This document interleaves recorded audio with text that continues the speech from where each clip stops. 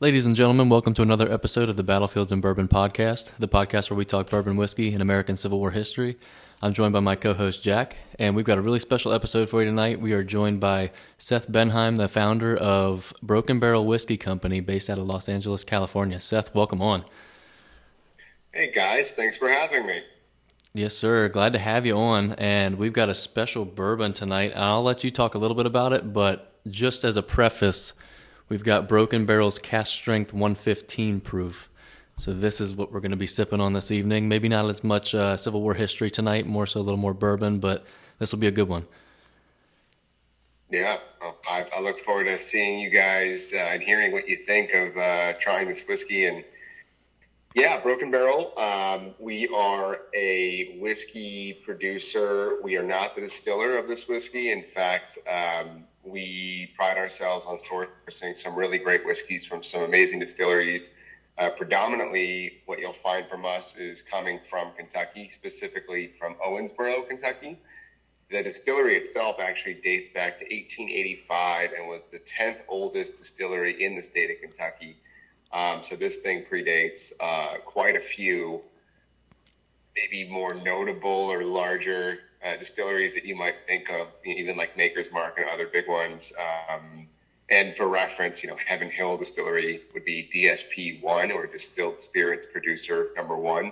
And the distillery we source from is DSP10.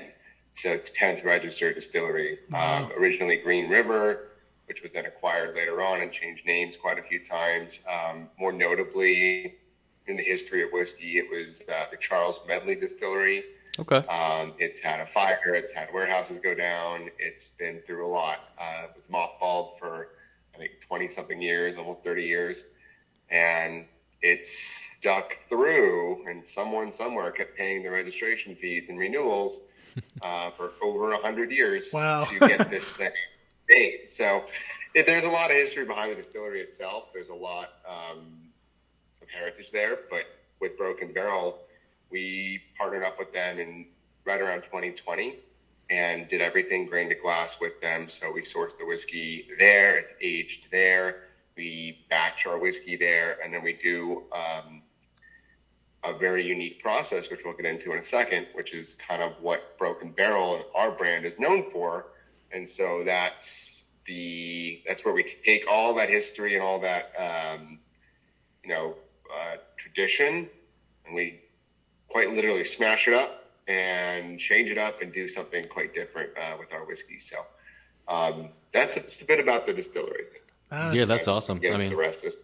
Yeah, you guys are like the first to ever really do that kind of oak bill concept, are you not? Yeah, exactly. The oak bill, which I'm glad you brought that up.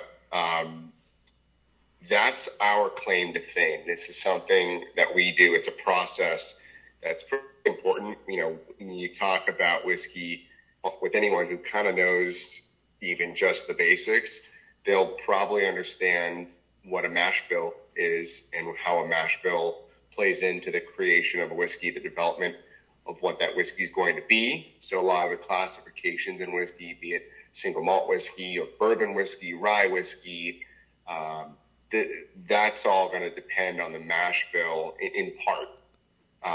There are other, of course, criteria like distillation proof and entry proof into the barrel, where it's made. These things all can shape and craft what a whiskey can be called, how it will taste, where it will sit on the shelf, those types of things.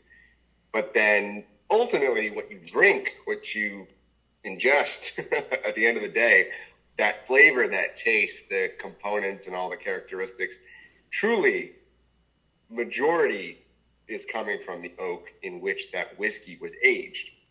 And of course, not all whiskey has to be aged. There's white whiskeys and whatnot. Right. But for whiskey, let's call it 95% or 99% of whiskey is barrel aged in either new or used oak. But it's this act of aging the whiskey and its contact with wood that gives it this whole other life. It can go in how long is it aged? What kind of wood? Is it going to be finished with another kind of oak barrel after it was aged in its original barrel? Who made made the barrel? Where was the whiskey aging in that barrel? Was it a high altitude or low altitude? Is it in Nevada or California or Kentucky or New York? All these different environmental and climate impacts are going to change dramatically the whiskey that comes out of that barrel. So when you have all these different, components at play, there's quite an infinite amount of ways in which this could all come together. And so we thought that was a really interesting, the expansiveness of what could be done with wood. I feel like we've done so much as a culture of whiskey and as like a global product that's made in, dozens and dozens of countries and has been made for hundreds and hundreds of years. You'd think we'd have done it all by now, but there were still some stones unturned. And so what we thought was really interesting was to explore the combination of oak staves, which are the actual slats of wood that comprise the barrel, and taking different staves from different barrels and combining them in a certain ratio and actually submerging those staves fully into the liquid of a batch of whiskey after it's been aged in the traditional fashion to be called a bourbon or a rye or an American whiskey. And that is the long-winded explanation of what the oak bill is. And on every bottle of Broken Barrel whiskey, you can turn the bottle and actually see not just the mash bill listed. So in the instance of what you're drinking tonight, the Cask Strength Broken Barrel Bourbon, this is a 70% corn, 21% rye, 9% malted barley. But right below that, there's an oak bill, and the oak bill is 40% ex-bourbon barrels, 40% new French oak, and 20% ex-sherry cask. And so we combine these three different types of barrels in harmony with one another to get a very specific type of flavor that we're after and a very specific type of characteristic in the whiskey. It affects the color, it affects the sweetness, it affects the woodiness, it affects the finish, how long it lasts on the tongue. It's all happening as a result of the oak bill. So I'll pause there. Yeah, no, that's give you guys a chance to ask some more questions, of course. I mean, that's just an awesome concept as it is, because the possibilities are endless with that. I mean, there's just so many different things you can do with different ratios to yield just a bazillion different results, and I mean, that's just something that being your claim to fame, that's like uniquely you guys. And I mean, that's just something that is just very interesting to me. And that was something that I really wanted to look into just by, having you guys on the show and just trying to learn more about, because that's a process that a lot of bourbon enthusiasts, whiskey enthusiasts don't know about, haven't heard of. And hopefully we can kind of, bring that to them. But also, I mean, like, I'll be honest with you, I wanted to try this thing bad. I mean, just hearing about the oak bill concept, the Cask Strength, and obviously the fact that it won an award, did it not, just recently? Yes, the Cask Strength did. The bottle you'll try tonight at Broken Barrel, it did win a pretty prestigious award, and we, the producer, also were honored with a pretty big award, I would say. We submitted to the World Whiskey Awards. It's this pretty popular and common gold square medal that you'll see on a lot of whiskeys. A lot of brands that win this award will put it on the box or the bottle or the label, certainly on their website and all their print materials. So I had seen this award a couple of times on some of the best whiskeys I've ever tried, from all over the world too. I mean, it's a global competition. Mm-hmm. It's not just local competition. So there's a really sentimental thing for me, because I discovered some great whiskeys that I love. There's one, I'm looking at it on my shelf, from Taiwan called Cavalon. And the Cavalon whiskey has this big award that they had won right on the front box. And it's a big, beautiful box. It's several $100s a bottle. I was like, man, I want to win one of those one day. Well, then, we got into whiskey a couple of years back, and we're very fortunate that this year we picked up, with the Cask Strength, we picked up the best Kentucky finished bourbon. And just to, again, redefine what that means, finishing whiskey is a common practice where people will take whiskey from their original barrel and put it into, say, a rum barrel or a wine barrel or a mezcal barrel or a gin barrel or whatever. And so we submitted our whiskey, the one you guys have, and it won the best finished bourbon for 2023 That's from awesome. Kentucky. That's And awesome. so, I mean, that puts us up there with like Maker's Mark does finished whiskeys, Angel's Envy, Rabbit Hole, some of these big brands. They 1792 from Barton Distillery. Like, there's some big brands out there that do finished whiskeys. And for us to win the best one from Kentucky, where 95% of all bourbon whiskey comes from, you know, being number one in a group of, call it 95% of all bourbon is pretty impressive. Yeah, no doubt. We're really, really stoked to find that out. And then additionally, at the same competition, we received an Icon of Whiskey Award, naming us the most innovative whiskey brand in America in 2023, which is also a huge honor. I mean, I think it's not just the oak bill. It's if you go on our website and you go look at who we are as a brand, it's how we do it. It's pretty fun. It's a little different, but we are constantly on videos and different, marketing materials. You'll see me and other people from the team and the company, and even people that come to visit us here in our tasting room in California. We have a system where we smash the barrels in order to get those staves to make the oak bill. We're taking sledgehammers and axes and splitting mauls. We are obliterating barrels. So you'll see they crossed. There's a splitting maul and a pickaxe on the neck label. And, a lot of people will have like cross hammers or this, that. And for whatever reason, I'm not sure the symbology of, the symbolism. I'm not sure the symbolism of what the cross hammers always mean to other brands. But to us, it's very specific in that the splitting maul is the first hammer I ever bought to use to break the very first barrel we ever broke.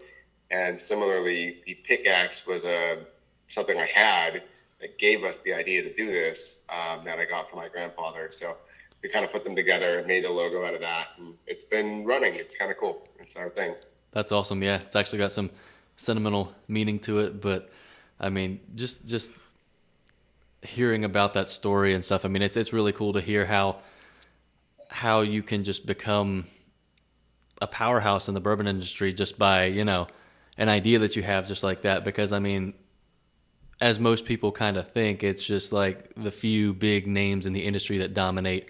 And you guys are proving just by the awards that you've won, like your work is speaking for itself in that regard. I mean, that's no small achievement by any means. I mean, that's awesome. Just how you guys have managed to do what you've done in such a short amount of time as well. You said you kind of got started in 2020. Is that right?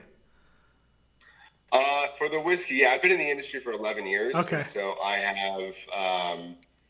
have another brand that we started called Infused Spirits. It's a vodka, and we've been running the vodka brand for 9 years. But, I kind of quit what I was doing before that and went out on my own and tried to figure out how to create a spirits brand from scratch with no prior experience.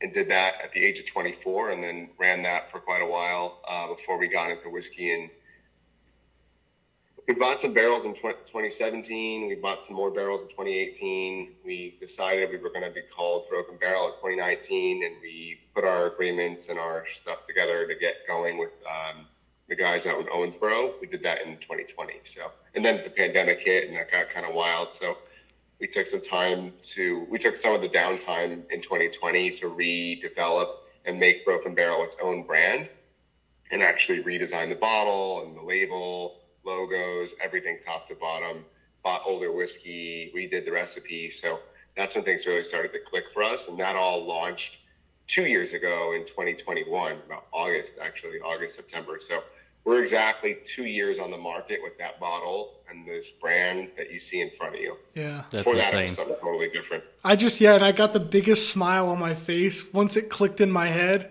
that the name meant something. Like, as you were like describing what the whole oak bill was and the staves, and I was like, it clicked, and I was like, yeah, like you said, you guys have something different, and there's more meaning behind every little detail of this company, it seems like. And I mean, just the bottle alone, I was telling Elijah, I was like, I'm in love with this bottle. as I'm new to the whiskey and bourbon scene, obviously as a novice, that's kind of the first thing that catches my eye when I walk into a liquor store or whatever, is what the packaging and bottle looks like. And yeah, I mean, just having those raised letters on the glass, and then the label fitting right between those two ribs, and then the text at the bottom engraved. It's really, and then the bumps at the bottom. I mean, it's a full experience just on the bottle itself.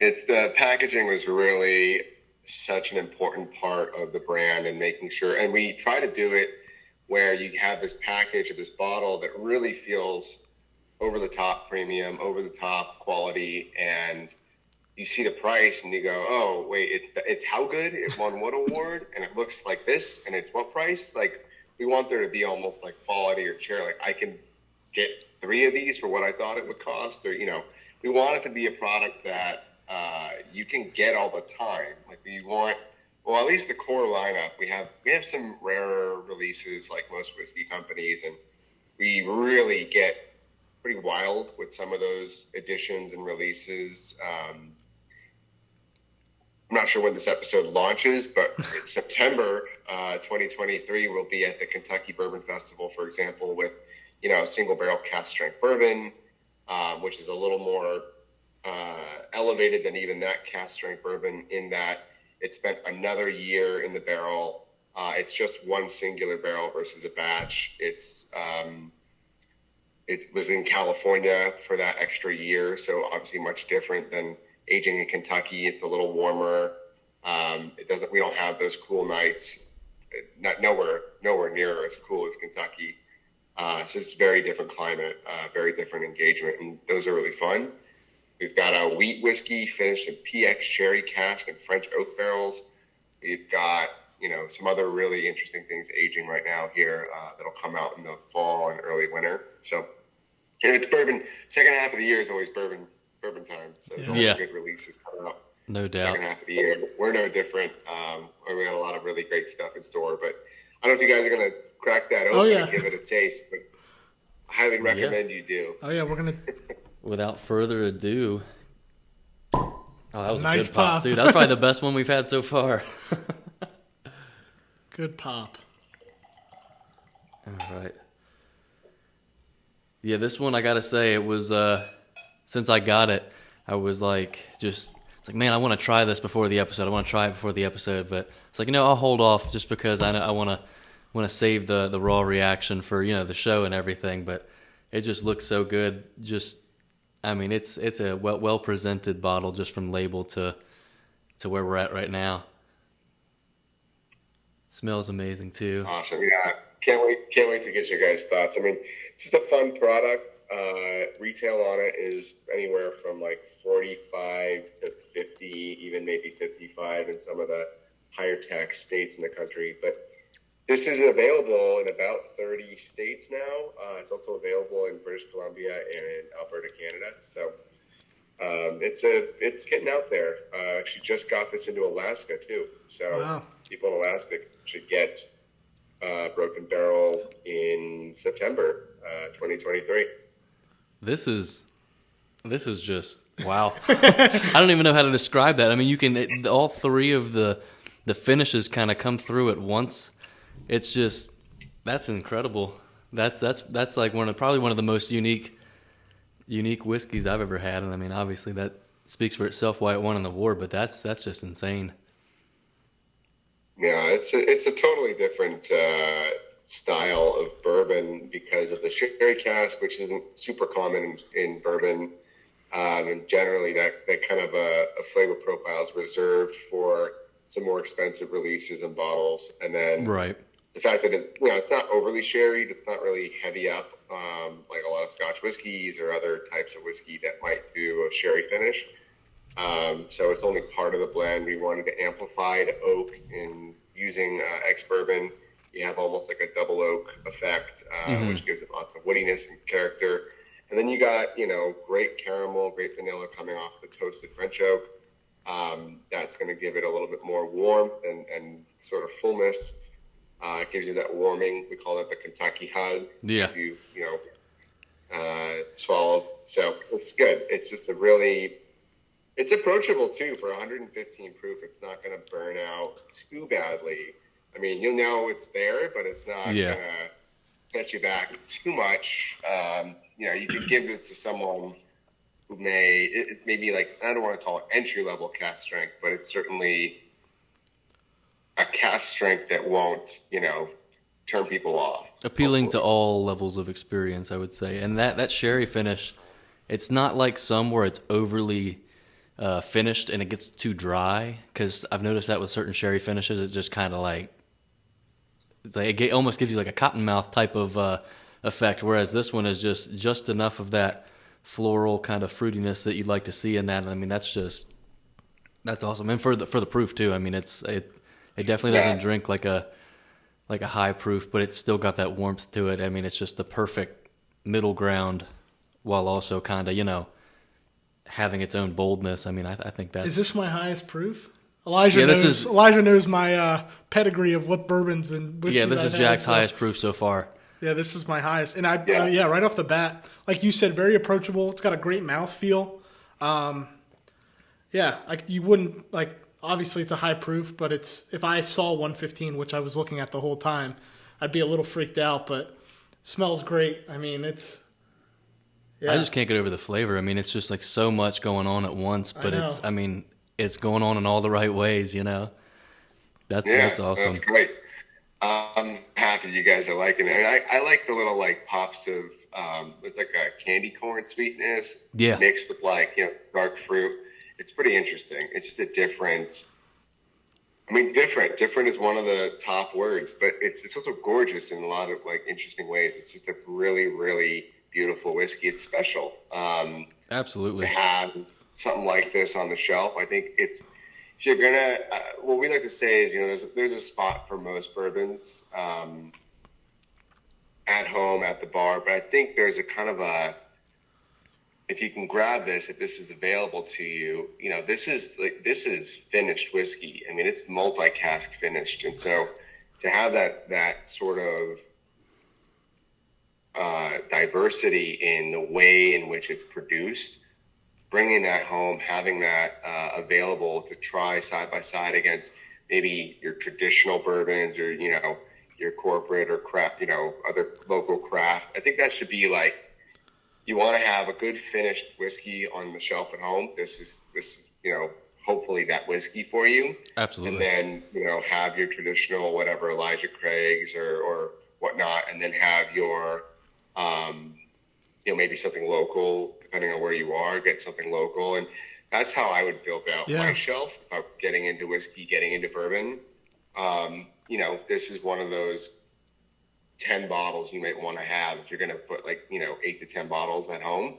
This is definitely going to check that. Oh, what does bourbon taste like when it's got sherry cask and French oak and all these things applied to it? This is going to be the quintessential, this is a great finish whiskey. Yeah, this one's definitely going to be a staple in my collection going forward. Now, I got to ask, when will this be distributed to Virginia? Any idea? Oh, Virginia. I know, we're horrible. We're horrible, but... Some of the control states are harder. So, unfortunately, Virginia, Ohio, and Pennsylvania, we are not set up with control states yet out there. So, you'd have to go to Maryland, D.C. Is it in West Virginia? Carolinas, we're in both North and South Carolina. Even though North Carolina is a control state, we're not. They're a little better than we are. What's that? They're a little better than we are in that regard. They get more stuff more available than Virginia does, I think. Yeah, I would say we have some in West Virginia and Tennessee and Kentucky, of course. But yeah, North Carolina might be the best bet. We have a lot of stuff in North Carolina. That's good to know for our listeners, because I was agreeing with you. This is definitely a staple and a must-have in somebody's collection. If you're just starting out or continuing to grow, if you don't have something like this, you're definitely missing out. It's just a whole different experience, but it belongs in the lineup with all the heavy hitters and everybody else. This one in itself is a heavy hitter. For sure. This beats out most of the stuff in my collection, to be completely honest. everything else that you have, whether it be like one of the harder things to find or even your more readily available item, they're all, I don't want to call them similar because that's kind of a broad generalization, but they don't have that kind of, I don't know. It's hard to explain, but like I like it. Just the variety of flavor hitting you all at once is just so unique, but it's really cool. I mean, like I said before, I've never had that kind of flavor experience before, but I really like it. Yeah. It makes a really great old fashioned too. I mean, I know like that's kind of easy thing to say for anyone that's got a decent whiskey or a decent bourbon. It's like, oh, make an old fashioned. But I recommend that, and I also have recommended to a lot of folks, like especially if it's still hot out. I know there's a huge heat wave going through pretty much the eastern half of the country right now. And there's some really high temps. You know, people in Texas have been burning out with 100+ degrees for months on end. So, you know, I don't find old fashions to be super refreshing. They're kind of a night drink for me. Yeah. I like to take like, you know, blackberries or blueberries. I'm like, put it in a cup or a mixer, mash them up, put lemon juice, put your whiskey, put something sweet. If you have any kind of like triple sec or agave syrup or, you know, simple syrup or even just like some sugar, just a little bit. And you mash the sugar, the berries, the lemon, and the whiskey, and you shake it, and you put it over some new ice. I'd make like a smash out of it. So good, especially in the summer. So refreshing, and you can knock those back. If it's a little strong at 115, you can always do a splash of like soda water. And honestly, like even just like whiskey, I've seen a lot of people lately doing like whiskey, if they're being a little like, they don't want to put all the sugar and all that. They'll just do like pretty much like a highball, like a Japanese style cocktail, which used to just be Japanese whiskey, really, you know, club soda or tonic water or something that's really bubbly, and then a little lemon, like soda water, that kind of thing. So just do like a shot or 1.5 ounces, 2 ounces of bourbon, a little soda water over ice, tall, skinny glass, wedge of lemon. Super refreshing if it's hot out. So there are different like great drinks that I've seen in addition to old fashions that you can kind of make with a nice strong bourbon that'll, you'll feel it for sure. Right. It'll also be refreshing at the same time and not always, you know, as it gets cooler, definitely cask strength season is upon us in the fall. And that's when, you know, it's pumpkin spice and cask strength for me. Yeah, no doubt. That's a t-shirt right there. That time of year, right? Yeah. You gotta have that.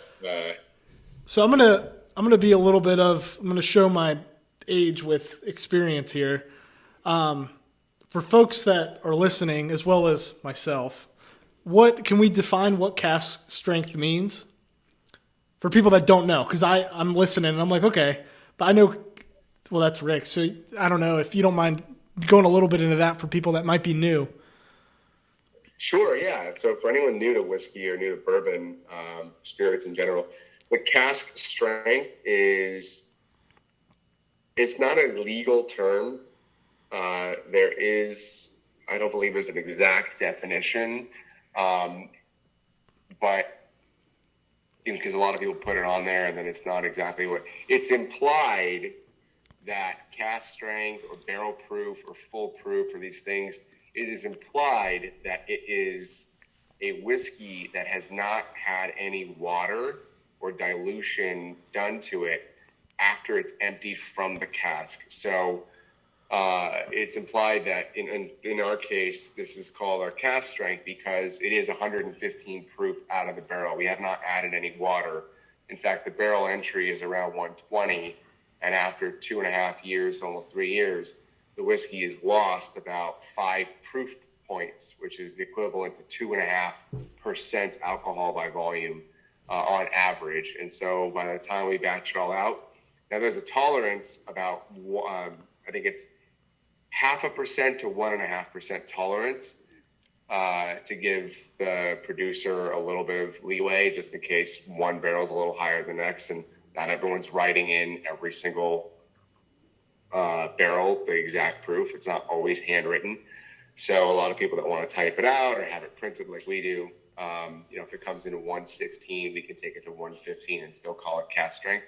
And that's true of anything you see. A lot of marketing terms, like barrel proof, uncut, unfiltered, full proof, Navy strength, on gins and stuff or rums.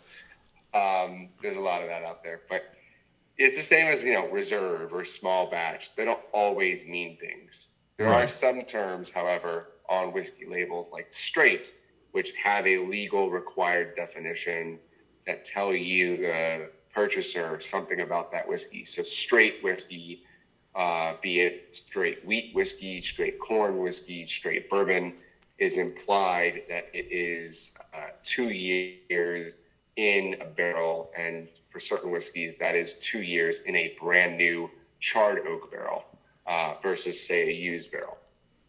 And there's a lot we could talk about. Oh, yeah. Terminology and definitions all day, but right.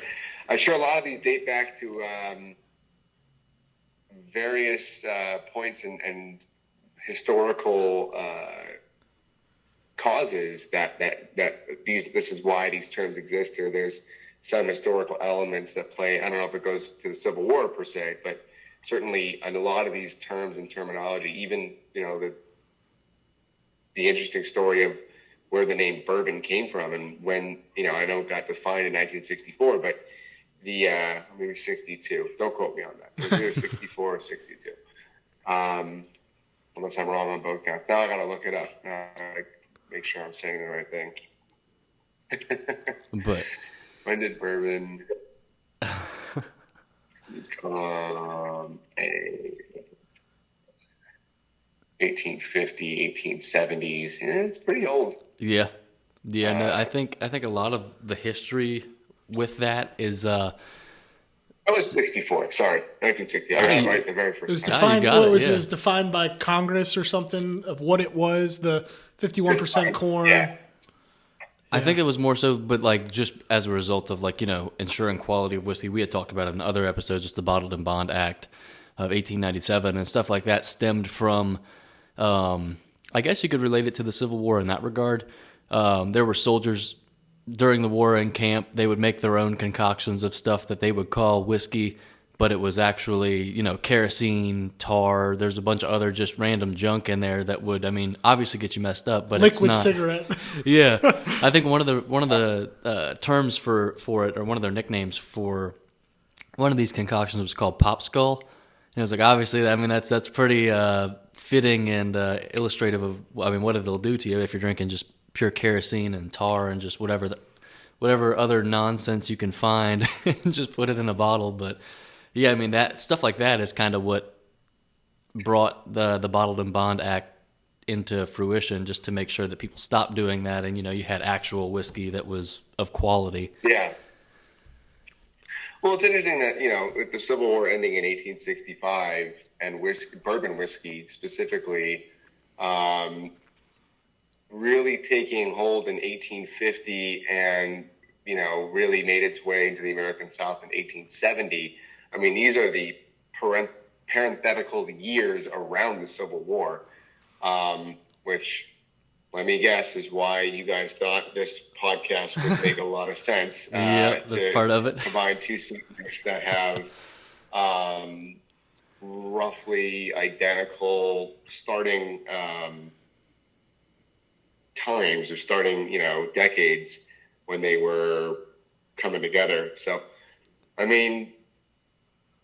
yeah, it's fascinating. Yeah, and even one of the original 1850s brands, sure everybody knows this one, Old Crow, was rumored to be Ulysses S. Grant's drink of choice during the war. Now, I'm sure it was probably quite a bit different back then than it is today, being your standard, bottom shelf, 80 proof, barely a bourbon, but nowadays, it's funny to see what was a top quality product back in the day, at least. Oh, that's the thing about a lot of whiskey and bourbons that you see on the shelf today. The names have been either revived or restored or traded or sold ownership, and it happens again and again and again. And big companies will, sell off brands constantly. And so you go to if you go to where Bullet is one of the original, what is it called? Sorry, now I'm blanking. Stitzelweller. You go to Stitzelweller, yep, and you have a big smokestack, and you got Old Fitzgerald on the smokestack, the original Old Fitzgerald. That's not produced there anymore. That brand was sold to Heaven Hill. Mm-hmm. Heaven Hill is where Fitzgerald lives. And similarly, Old Crow, like you mentioned, is now a Jim Beam brand. Or sorry, maybe it's a Bacardi brand. I can't remember. One of the big guys owns it. But it was one of the originals, like you said, back in the day, and it was a straight bourbon. And then they ended up in like the 70s or 80s. They, lack of a better term, they nerfed it by blending it with a bunch of neutral grain alcohol to cheapen it, because whiskey companies were hemorrhaging cash and dying in the 70s and 80s and early 90s as the popularity, I think, it's the James Bond era of people drinking gin and vodka and having martinis and cocktails, and 80s I think Tom Cruise cocktail was in the 80s. It was all this like behind the bar, behind the stick, that kind of thing. And then these whiskey companies trying, it's so expensive. They're using better grains.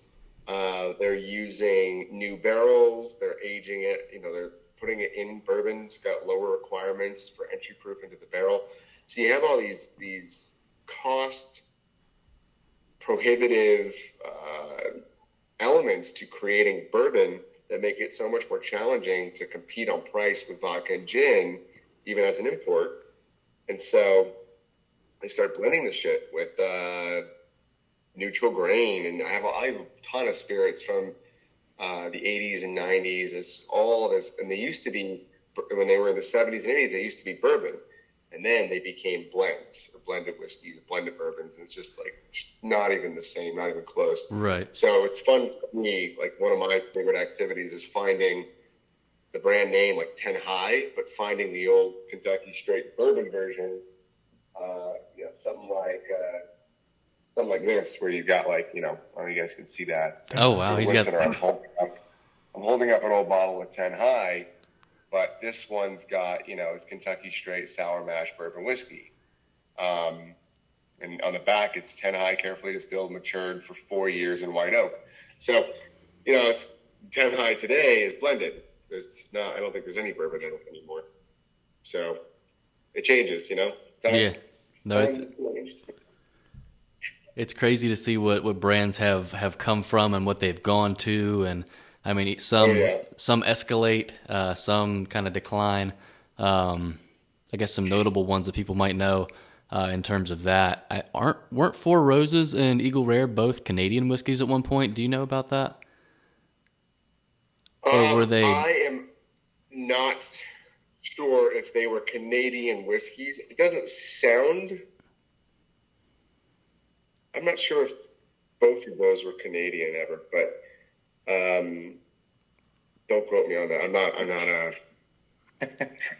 I'm not a historian by any means. But what was the one I was just thinking of? There was one more that, I was going to mention that, like, a good example is also the age statement. So like, you think about Elijah Craig used to be a 12-year, and then they got rid of that, and they made it a 9-year, and they got rid of that, and now there's no age statement anymore. And I think we're seeing this trend come back. Like Jim Beam had their black label, for example. It used to be a 7-year, then it was an 8-year, then it was extra age or XA, and then it was just black. Jim Beam Black. Yep. There's no age anywhere, or even extra age like references. And then they just submitted with the government a label. Jim Beam Black is coming back with a 7-year age statement. I saw that, yeah. And I was like, all right, not bad. Like, we're getting back to where we were. It's super cool. But I love this stuff. Like, I have this on the shelf here. There's a Jim Beam. You can see at the very top right there, it's a 7-year, right? For a hot minute, the Jim Beam was a 7-year on the white label. That's awesome. So those little bottles are fun. I as a whiskey consumer as much as I am a producer, I I love these all. I love all the brands. I love supporting craft distillers that are getting into the game or trying to make a name for themselves. I love collecting some of the old vintage bottles. Clearly, I love drinking stuff from around the world. So all of it's just an absolute joy, pleasure for me to be involved in. So. Yeah. I will mention, it's worth for anyone on the West Coast. If you're in Southern California, we do have a small tasting room out here that we built out of our corporate headquarters where I'm located, and we do have quite the collection of whiskey here. We have all of our Broken Barrel editions ever made that are available to taste. So everything we've done from 2021 till now, some, age-stated, single barrel cask strength collections. We do have a black bottle that we put out when we do anything from the LA warehouse and the LA barrels that we house here that are all sourced from around the country. And we do a lot of our cool, rare, sort of experimental stuff. So, I think that's it's what's coming cool. out. So definitely check us out if you are or make it around here.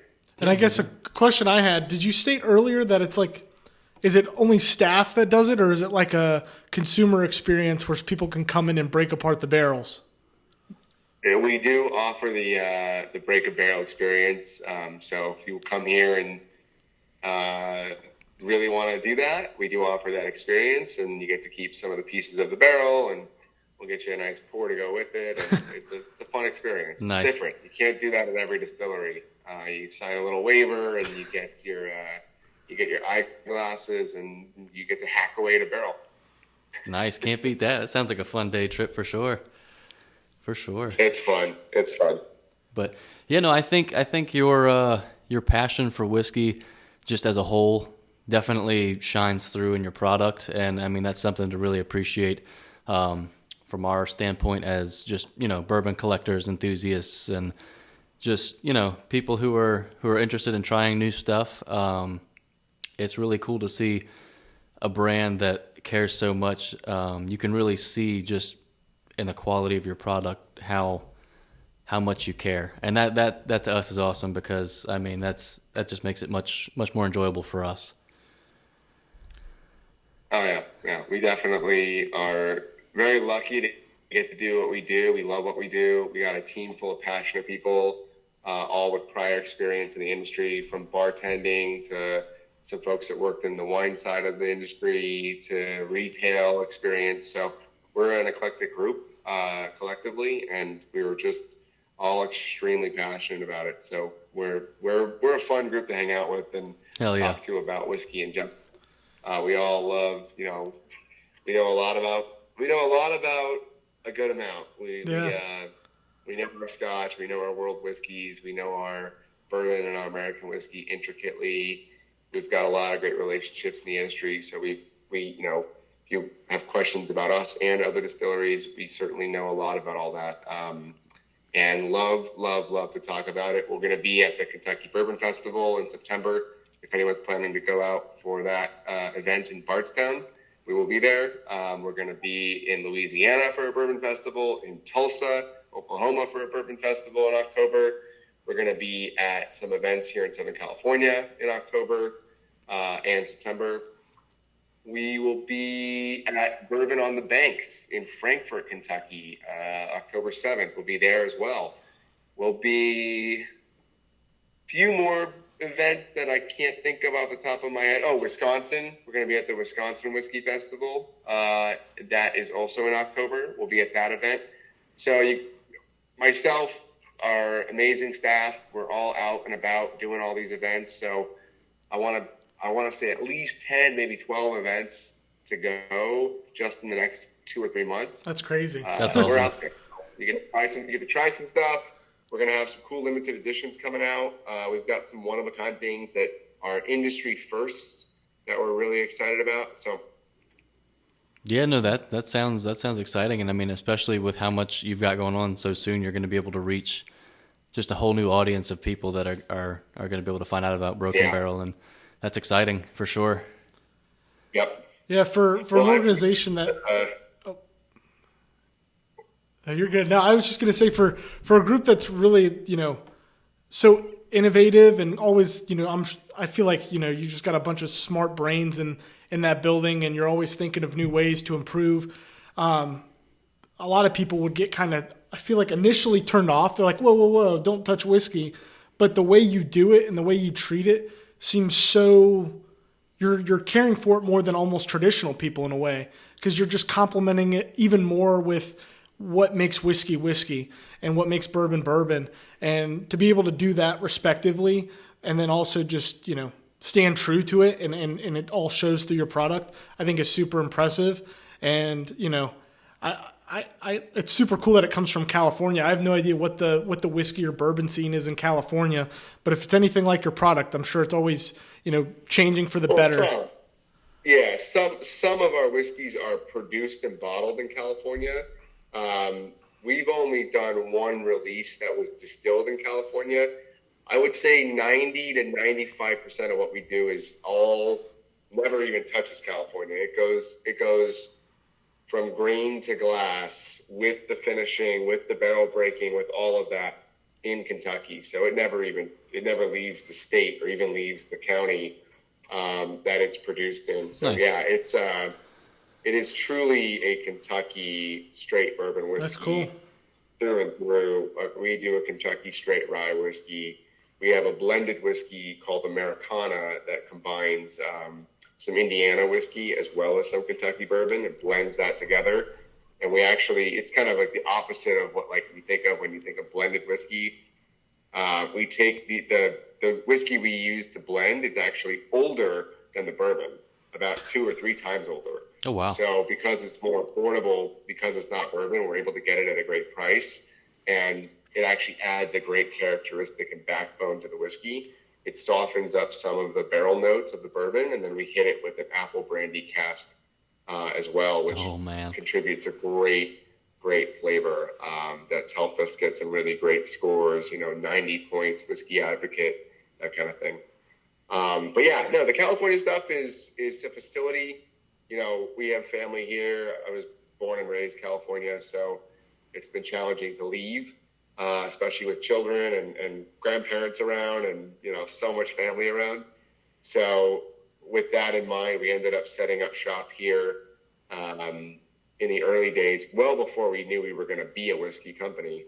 And so we've just managed to kind of squeeze that little essence of Kentucky into this little corner in downtown LA, in this kind of industrial warehouse, brick walls, bow truss ceilings. We have a little warehouse in the back. We've got about 30 to 50 barrels at a time in rotation, and as we sell through what we've got, we start to replenish and get more whiskey in. And it's nice for me to be able to work on it with my own 2 hands and be involved in it, rather than just getting to make a little bit of whiskey every time I go to Kentucky and go to the facility where we produce the bulk of our stuff. So that's kind of the nice thing here with the LA facility. And so that's where we reserve it for our rarest and oldest and most, outlandish whiskey, I would say. That's cool to know for people listening, that it's you all have taken a little piece of Kentucky and brought it to LA. And, people, I'm sure East Coast wise would be like, I hope they're not putting California in our whiskey, but it seems like you guys are doing the opposite. And that's just so cool. It just shows that everyone's got a little bit of historian and respect for history and culture in them. And that really shows with your guys' group. So that's awesome. Yeah. Oh, definitely. Yeah. We're really excited about some of the stuff coming up, and certainly if you have not already, for the listeners, if you're not following us, be sure to jump on Instagram and follow Broken Barrel Whiskey, spelled out exactly like that. Check out our website, brokenbarrelwhiskey.com. Sign up for our newsletter. That's how you find out about these releases, where you can find them online, what new stores. We have a really good store finder on our website, so you punch in your zip code and you can see what stores have what products, store hours, store reviews, all that stuff is all on our site. We have a really cool new system on our Find Us tab, which is awesome. So anyways, thank you guys again for having me on the podcast. I really appreciate it. And I'm glad you enjoyed the whiskey, and I hope you get to try some more stuff. And absolutely. Thanks for joining us. Sometime. Yeah, thank you for joining us. I mean, we had a great time. And ladies and gentlemen, that was Mr. Seth Benhaim from Broken Barrel Whiskey Company. If you haven't heard already, go check them out. And thanks for tuning in on this episode of Battlefields and Bourbon. We hope you enjoyed learning a little bit more about bourbon in itself without, the history side of things. But, just a little bit of what makes whiskey and this unique brand. So thanks for joining us, and we'll catch you on the next one.